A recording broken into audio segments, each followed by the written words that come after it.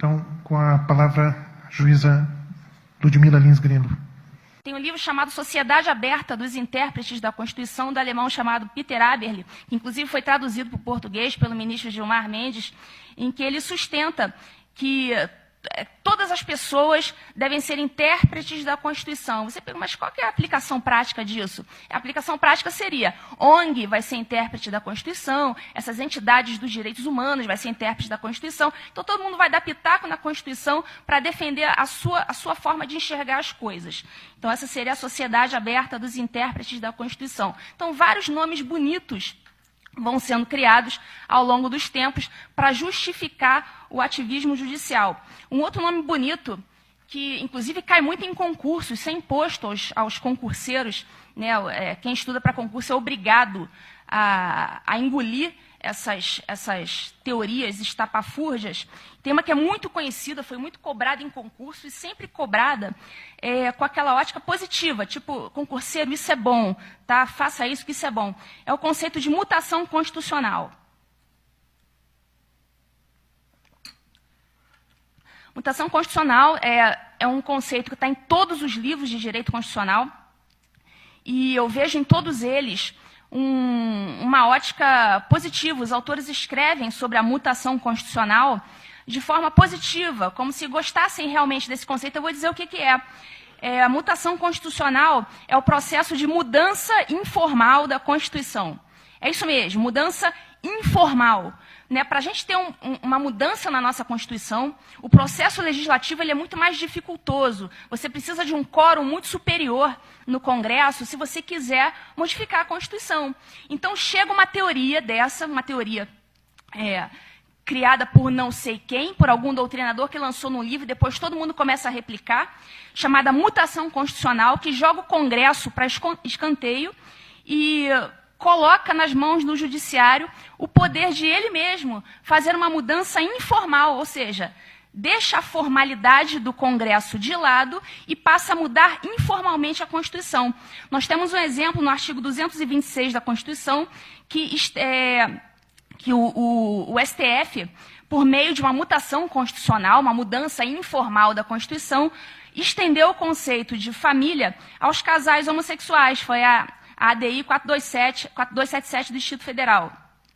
Então, com isso, aquilo ali vira uma bola de neve. O STF cria modifica informalmente a Constituição, o CNJ, por sua vez, vai lá, não podendo fazer, legisla em cima daquilo, acabou criando uma resolução que estabeleceu que os cartórios não podem se recusar à celebração de casamento civil dos casais do mesmo sexo, enquanto a nossa Constituição proíbe expressamente o casamento entre casais do mesmo sexo. Eu não vou entrar no mérito se isso seria bom ou ruim, só estou dizendo que a Constituição prevê o casamento entre o homem e a mulher, com esses termos. Então o STF foi lá, mudou informalmente a Constituição e jogou os termos homem e mulher para escanteio. Né, sobre esse mesmo tema, a gente também é muito importante a gente estabelecer a diferença que foi explicada, essa diferença entre normas formalmente constitucionais e normas materialmente constitucionais, uma diferença estabelecida pelo filósofo Carl Schmitt, e tem tudo a ver com a questão da concentração de poderes nas mãos do STF. Né, o que seriam as normas formalmente constitucionais? Seria o regramento que está na Constituição e, por isso, ele é constitucional. Mas ele só é constitucional porque ele está ali. Mas ele não tem exatamente essência de Constituição. Né? As normas que têm essência de Constituição são chamadas normas materialmente constitucionais. Então, a nossa Constituição é uma Constituição analítica, ou seja, ela é uma Constituição gigantesca, ela analisa tudo e mais um pouco, até o que não precisa. Então, nós temos mais de 200 artigos na nossa Constituição, analisando até mesmo o que não tem essência de Constituição, ou seja, são normas meramente formalmente constitucionais, só são constitucionais porque estão formalmente escritas ali, mas elas não têm essência de Constituição. O que tem que ter numa Constituição para ser uma Constituição? tem que prever a organização dos poderes, estrutura do Estado, processo legislativo, enfim, o sistema de governo, coisas que precisam estar estabelecidas na Constituição para que um Estado possa existir. Essas são as normas materialmente constitucionais. Só que a nossa Constituição ela é tão extensa, ela fala de tanta coisa, que ela chega a ser ridícula em alguns pontos. Tem um artigo que faz parte do anedotário constitucional, que é o artigo 242, parágrafo 2º, que está na Constituição e prevê a existência do Colégio Pedro II, no Rio de Janeiro. Então, eu pergunto, o que o Colégio Pedro II, no Rio de Janeiro, tem a ver com estrutura de Estado, com estrutura fundamental para a existência de um Estado? Então, para vocês verem que a nossa Constituição fala de tanta coisa desnecessária para a estrutura do Estado, que fala até de um colégio no Rio de Janeiro.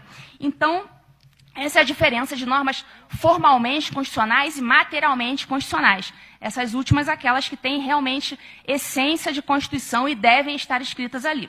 Então, o que isso tem a ver com essa questão da concentração de poderes no STF? Isso quer dizer que, se tudo é matéria constitucional, já que a nossa Constituição é extremamente analítica, isso significa que tudo passa a ser matéria constitucional, e sendo matéria constitucional, tudo passa a ser de competência do Supremo Tribunal Federal. Ou seja, todos os assuntos possíveis que os senhores possam imaginar acabam, no final das contas, sendo de competência do STF. Tudo cai no colo do STF, ou seja, existe uma onipresença constitucional. Então, isso gera uma concentração de poderes nas mãos do STF, por conta da nossa Constituição extremamente analítica. Então, eu vou dar alguns exemplos de decisões ativistas por parte do STF, e depois eu vou explicar uma questão técnica que envolve essas decisões. Nós tivemos o julgamento, está tendo ainda, já houve alguns votos, a respeito da possibilidade de aborto no terceiro mês até o terceiro mês de gravidez. Tem o voto do ministro Luiz Roberto Barroso, em que ele utiliza vários, o que eu chamo de jargões da militância. Não estou dizendo que o ministro é militante, tá? Estou dizendo que ele usa jargões, conscientemente ou não, nesse voto, e a gente percebe isso muito facilmente. Quem está com os olhos treinados para identificar, vai identificar muito facilmente. Nesse voto, ele considera que a mulher ela tem o direito de abortar até o terceiro mês de gravidez, considera como fundamentos a igualdade da mulher, já que os homens não engravidam. Essa frase está no voto do ministro, tá certo? Já que os homens não engravidam, e ele fala da equiparação plena de gênero. Olha, uma série de jargões que são utilizadas na decisão. Impacto da criminalização sobre as mulheres pobres. Olha a questão ideológica envolvida na decisão. A tipificação penal produz a discriminação social, mais um elemento também ideológico contido na decisão, porque as mulheres pobres não têm acesso a clínicas e médicos particulares para realizar o procedimento abortivo, violação aos direitos fundamentais das mulheres. Então, veja que tudo isso foi descrito num voto do ministro do Supremo Tribunal Federal, tudo contra a legem, ou seja, o que diz o Código... Qual é a lei que trata do aborto? Essa lei se chama Código Penal. E está lá no Código Penal dizendo que o aborto é crime e acabou. Só dá duas exceções em relação à mulher que foi estuprada e à mulher que corre risco de vida. Mas não fala nada, não menciona se vai poder o aborto até o terceiro, até o quarto, até uma semana. Não fala isso. Ou seja, o Código Penal estabelece que aborto é crime e acabou com qualquer tempo de gestação. Não cabe ao Poder Judiciário limitar o que a lei não limitou. A lei simplesmente disse que aborto é crime e acabou. O Judiciário foi lá e, pelo menos pelo voto do ministro Barroso, esse julgamento não acabou, disse que é possível aborto até o terceiro mês. O Judiciário simplesmente não está autorizado a fazer isso. Tá? Isso é ativismo judicial nefasto para a nossa democracia. Nós temos também a questão da mudança de nome das pessoas trans. Em março de 2018, o STF decidiu que as pessoas trans podem mudar de nome no registro civil, diferentemente de nós mortais, que não podemos fazer isso. Qualquer um que não seja uma pessoa trans, queira modificar o seu nome no registro civil, vai ter que bater na porta do judiciário, vai ter que entrar com um processo, aquele processo todo dificultoso, vai ter que contratar um advogado, vai ter que passar na mão do juiz, ele vai ter que dar uma decisão autorizando aquela pessoa não trans a modificar de nome. Mas só que existe uma categoria especial de pessoas hoje, que se chama pessoas trans, que não precisa passar por esse processo dificultoso. Basta ir até um cartório, declarar a sua identidade autopercebida e modificar o seu nome, né, diferentemente de todos os outros mortais que precisam bater na porta do judiciário para fazer isso. E isso foi uma decisão do STF, tá, que decidiu que elas podem fazer isso sem decisão judicial. O fundamento, aquele famoso princípio da dignidade da pessoa humana, que é a vala comum, que é utilizada sempre que a gente não gosta de uma lei e quer considerá-la inconstitucional. Então, o STF foi lá, disse que a lei de registros públicos, né, que está aí há tantos anos, viola a dignidade da pessoa humana, dessas pessoas trans, e considerou inconstitucional esse trecho. Aí foi lá, aí é uma bola de neve, o CNJ foi lá, pegou essa decisão e foi lá e fez um provimento 73 de 2018, estabelecendo que maiores de 18 anos podem requerer a alteração desses dados de nome e utilizou a seguinte expressão: a fim de readequá-los à identidade autopercebida. Ou seja, está aí, identidade autopercebida, mais um termo da militância progressista utilizado em um provimento do CNJ, tá? Em um regramento de caráter abstrato a que todos nós estamos submetidos. Outra decisão ativista. Em junho de 2018, o STF entendeu inconstitucional o dispositivo da mini-reforma eleitoral que determinava a instalação das urnas eletrônicas com voto impresso, né? O que aconteceu? Houve uma mini-reforma eleitoral, o Poder Legislativo fez o que era da sua competência, fez uma lei dizendo que era necessário, a partir dali, o voto impresso, e o STF não gostou dessa lei e justificou que essa lei não deveria ser aplicada, justificou que era inconstitucional, com base na violação de alguns princípios. Está aí de novo a questão que eu falei da Constituição principiológica. Em nenhum momento o STF disse, não, essa lei é inconstitucional porque violou o artigo tal. Não falou isso em nenhum momento. Utilizou dos princípios, aquelas abstrações que servem na hora de necessidade para a gente considerar uma lei inconstitucional, uma lei que a gente não goste. Considerou que essa mini-reforma eleitoral violava o sigilo do voto. Até hoje eu não entendi por que violava o sigilo do voto, já que ninguém vai pegar aquele impresso, colocar no bolso e ir embora para casa.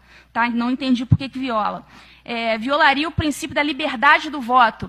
Também não consegui entender, já que ninguém vai levar o voto para casa. Seria até justificável alegar a violação da liberdade do voto se todo mundo levasse o papelzinho comprovante do voto para casa. Porque a gente sabe muito bem que chega nas comunidades, né, não vou usar o termo comunidade não, que é um termo muito politicamente correto, chega nas favelas e o traficante, ele exige... Obrigada. Ele chega nas favelas e o traficante exige que aqueles moradores votem em um determinado candidato. Então, se eles levassem um papelzinho para casa, isso realmente poderia comprometer a liberdade do voto, porque o traficante poderia chegar lá e exigir dele que ele entregasse o papelzinho para comprovar que votou no candidato tal, mas isso não iria acontecer. Então, realmente, não compreendi no que violaria a liberdade do voto. E, para fechar com chave de ouro, voto do ministro Celso de Mello, né, nesse mesmo processo, ele disse que essa mini-reforma eleitoral violaria o princípio da proibição do retrocesso. Então, eu pergunto a vocês, aonde que está escrito, né, na nossa legislação o princípio da proibição do retrocesso?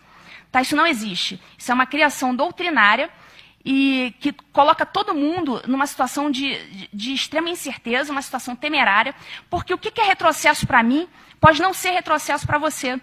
Então, ele diz que viola o retrocesso, princípio da proibição do retrocesso. Já que nós temos hoje urnas eletrônicas, e isso é uma coisa boa, então nós não poderíamos retroceder e imprimir um voto, já que isso não é mais necessário. Para ele, isso seria um retrocesso. Mas para muitas outras pessoas, inclusive para o Poder Legislativo, que fez aquela lei, isso não seria um retrocesso. Isso seria algo bom, algo necessário. É aquela velha mania de considerar tudo que é novo, tudo que é mais recente, tudo que é mais moderno, como sendo algo melhor. E não é. Tá? Então, essa foi mais uma decisão ativista do Supremo Tribunal Federal.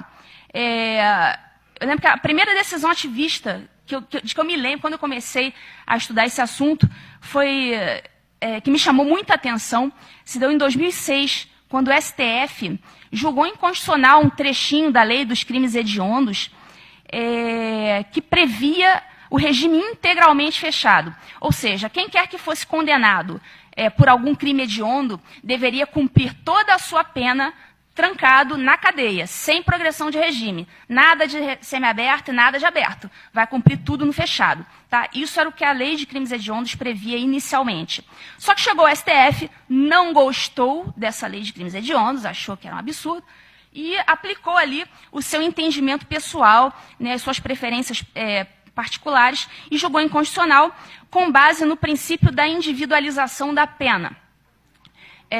Esse princípio até existe na Constituição mesmo, mas eles consideraram que essa proibição de progredir de regime durante o cumprimento da pena violaria a individualização, ou seja, vai ter preso que vai merecer aquela progressão, vai ter preso que não vai merecer aquela progressão, e isso deveria ser analisado de forma individualizada. E a lei de crimes hediondos impediria que essa individualização da pena ocorresse. Né? O que eles não pararam para analisar é que o Poder Legislativo, que é o poder competente para elaborar as leis, considerou que naquele tipo de crime não faria sentido progredir de regime. Para os outros, sim. Né? O Legislativo não acabou com a progressão de regime. Acabou apenas para aqueles crimes hediondos. Né? Então, o Legislativo já tinha pensado nisso, já tinha tomado a sua decisão e feito a lei. Mas o STF considerou a lei muito ruim e resolveu utilizar um princípio aí genérico para considerá-la inconstitucional. Então, daí, senhores, eu vou explicar aqui, tentar agora explicar um conceito, um pouco mais técnico, um pouco mais difícil, para explicar para quem não é do direito. Mas é uma técnica que está sendo utilizada pelo STF para justificar a imposição desse ativismo com base numa teoria doutrinária, tá? Uma teoria que não está positivada em nenhuma das nossas leis e foi criada com essa finalidade de permitir mais facilmente esse ativismo.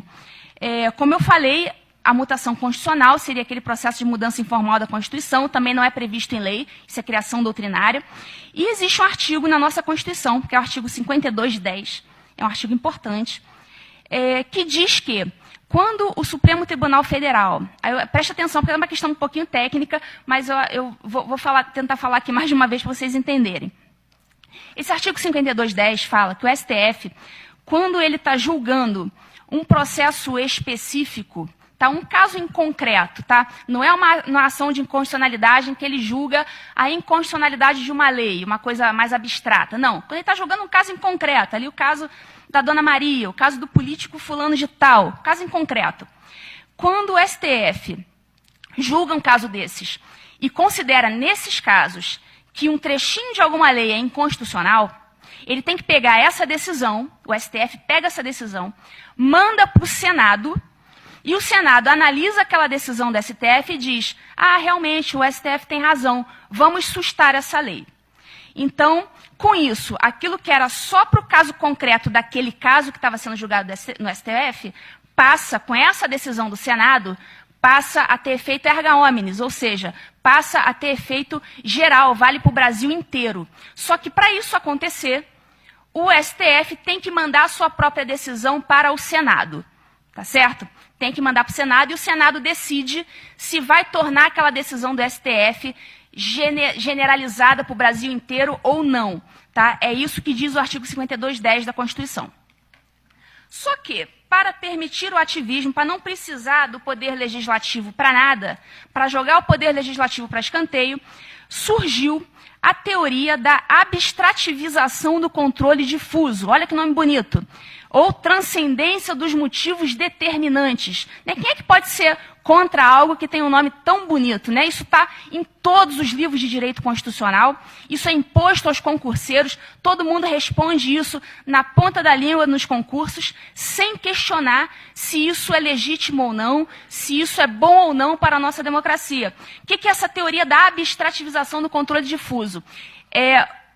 O STF chuta para escanteio esse artigo 52(10) da Constituição, não manda nada para o Senado, e ele mesmo abstrativiza a sua decisão, que foi dada naquele processo em concreto, ele torna aquele processo em concreto abstrato, ou seja, vai valer para todo mundo, e transcende aquele caso concreto e transforma aquela decisão em decisão com efeito erga omnes, ou seja, o próprio STF deixa de mandar a decisão para o Senado e ele mesmo passa a considerar a sua decisão como válida para o Brasil inteiro. Então, essa seria a abstrativização do controle difuso ou a transcendência dos motivos determinantes. Essa teoria está, inclusive, no livro de Direito Constitucional do ministro Gilmar Mendes. Tá? Manda o Senado Federal para escanteio.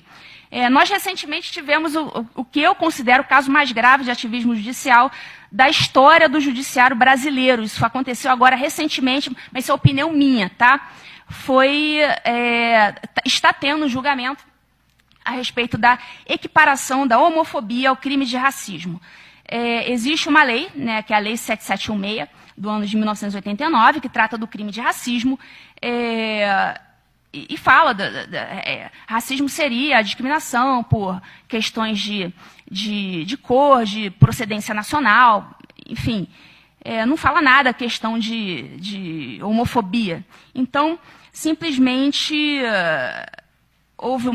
o STF foi provocado a falar sobre isso e, aparentemente, está ganhando o voto que decide pela equiparação da homofobia ao crime de racismo. Ou seja, embora a homofobia não esteja citada na Lei 7716, ela vai passar por uma decisão judicial a fazer parte da lei. Por que isso é tão grave? Porque só pode haver criminalização de algo por meio de lei. Né? Não há crime sem lei anterior que o defina. Isso não está somente no Código Penal. Isso está na nossa Constituição. Ninguém pode responder por um crime, ninguém pode ser condenado com base em um fato que não é tipificado em lei. Isso é uma questão de segurança para todos nós. E quem é que faz as leis? É o Congresso Nacional. As leis federais são feitas pelo Congresso Nacional. Quem legisla sobre direito penal é o Congresso Nacional. E só por meio de lei alguém pode responder por um crime. Tá? Pode ser criado um crime. Então, nós teríamos pela primeira vez na história um crime criado por meio de uma decisão judicial. Eu não sei nem como é que seria uma denúncia, né, do Ministério Público, porque as denúncias, para quem mexe com vara criminal, o Ministério Público faz uma denúncia, uma peça chamada denúncia. Fulano de tal, no dia tal, no horário tal, na rua tal, subtraiu o celular de fulano de tal. Foi assim, assim, assado o que aconteceu. Com base nisso, ele está em curso no artigo 155 do Código Penal. Requer a sua condenação nos termos desta denúncia. Eu não sei nem como é que seria uma denúncia, porque como é que vai ser essa tipificação? Requer a condenação de fulano de tal com base no artigo tal da Lei 7716, combinado com decisão judicial número tal do Supremo Tribunal Federal? Essa seria a tipificação penal? Como é que isso iria aparecer numa denúncia? Então, a meu ver, nós temos o caso mais grave de ativismo judicial da história de todos os tempos do judiciário brasileiro. Não sei se tem como reverter isso. No voto do ministro Celso de Mello, também nós vemos vários jargões progressistas inseridos no voto. Né? Ele fala em reconhecimento da identidade de gênero, direitos humanos das pessoas transgêneros, versões tóxicas da masculinidade, essa masculinidade tóxica, todo aquele jargão da militância progressista inserido no voto de um ministro da Suprema Corte. É isso que nós temos assistido atualmente. E é realmente lamentável isso acontecer. Né? Não deveria ter elementos ideológicos envolvidos em decisões judiciais. Ele fala que essa homofobia seria coisa de fundamentalistas religiosos. Isso eu estou lendo o voto dele, tá? Não estou falando com as minhas palavras, não.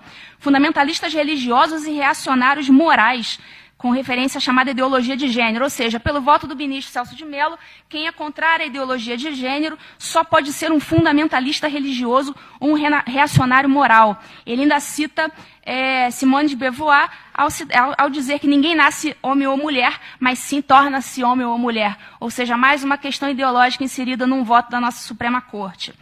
O que isso tudo tem a ver com a questão do globalismo, que é o que a gente está tratando aqui hoje nesse evento? O que STF e CNJ, que são coletivos não eleitos, e estão legislando, estão impondo as suas preferências pessoais a todos nós, coercitivamente, tem a ver, por exemplo, com a ONU. Né? A ONU também é um coletivo não eleito e está lá de cima, só que na esfera internacional, impondo a todos nós as suas preferências pessoais. Eu vou citar aqui uma questão relacionada à Agenda 2030 da ONU, que é uma iniciativa que prevê alguns objetivos, algumas metas de desenvolvimento sustentável, estabelece metas como desigualdade social, mudanças climáticas, educação, igualdade de gênero, enfim. É um documento que estabelece uma série de metas relacionadas a esses assuntos. E o que essa Agenda 2030 da ONU tem a ver com o nosso Poder Judiciário? Já está sendo inserido no nosso Poder Judiciário, o CNJ já está de joelhos quanto a isso, criou inclusive um comitê para discutir a participação do Judiciário brasileiro no cumprimento das diretrizes da Agenda 2030 da ONU. Né? Está lá, realizar estudos de integração das metas do Poder Judiciário aos indicadores e objetivos do desenvolvimento sustentável da ONU. Ou seja, já submeteu o Poder Judiciário do Brasil inteiro à Agenda 2030 da ONU. Ou seja, está impondo isso coercitivamente a todos os juízes. Tá? Houve uma solenidade no CNJ para a apresentação desse relatório da ONU, inclusive com a participação da AMB, Associação dos Magistrados Brasileiros. O que realmente eu considero lamentável. Até a Associação dos Magistrados, que deveria, a meu ver, nos defender disso, né? Tipo, não, os juízes não são obrigados a se submeter a isso. Não, mas estava lá a AMB prestigiando o evento. Houve um evento em Foz do Iguaçu, em 2018, promovido pelo CNJ, em que os juízes passaram por uma experiência de realidade virtual. Eles foram submetidos a essa experiência com óculos 3D para visualização do interior das celas superlotadas.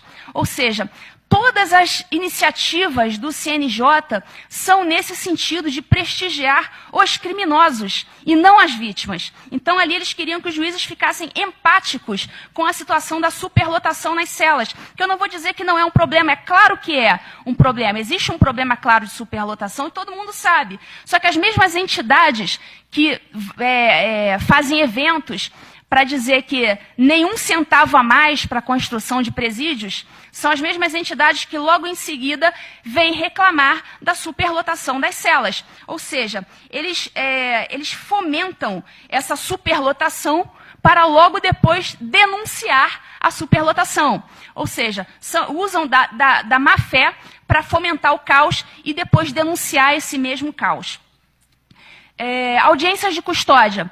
O CNJ legislou, né, a audiência de custódia não é prevista na nossa legislação nenhuma, tá? Tem essa previsão no Pacto de São José da Costa Rica, então eles dizem que o Brasil é signatário do Pacto de São José da Costa Rica, então tem que ter audiência de custódia porque está previsto lá. O que eles não disseram para ninguém, e eu vou dizer aqui agora, é que o artigo do pacto que prevê a audiência de custódia prevê que o preso tem que ser apresentado à autoridade judiciária em 24 horas, ok, ou outra autoridade qualquer com funções judiciais. Ou seja, não é necessariamente um juiz, não é só o juiz que tem função judicial. Quem é o primeiro julgador da causa nos flagrantes de delito é o delegado de polícia. Tá? O camarada é preso e é levado inicialmente não a um juiz, ele é levado a um delegado de polícia. Ele faz aquele primeiro julgamento sobre se aquela prisão em flagrante é legal ou ilegal. Ele ratifica o flagrante ou não. Ele estabelece fiança nos casos que ele pode estabelecer. E depois ele remete aquele auto de prisão em flagrante ao juiz. E o juiz analisa a legalidade daquele flagrante. Sempre foi assim. O preso é levado ao delegado, que inclusive é a autoridade de polícia judiciária. Olha só o nome, Polícia Judiciária, ele exerce um primeiro julgamento, ele é a autoridade com funções judiciais, que está previsto lá no Pacto de São José da Costa Rica. Só que esse último trechinho, autoridade com funções judiciais, isso eles estão omitindo dos senhores, porque eles sabem muito bem que o delegado está e sempre esteve autorizado a fazer isso. Só que para criar aquela cultura do desencarceramento, para dificultar as coisas e gastar milhões com audiências de custódia, eles omitem essa última parte do pacto e diz que o pacto está obrigando a apresentar a um juiz em 24 horas, o que não é verdade.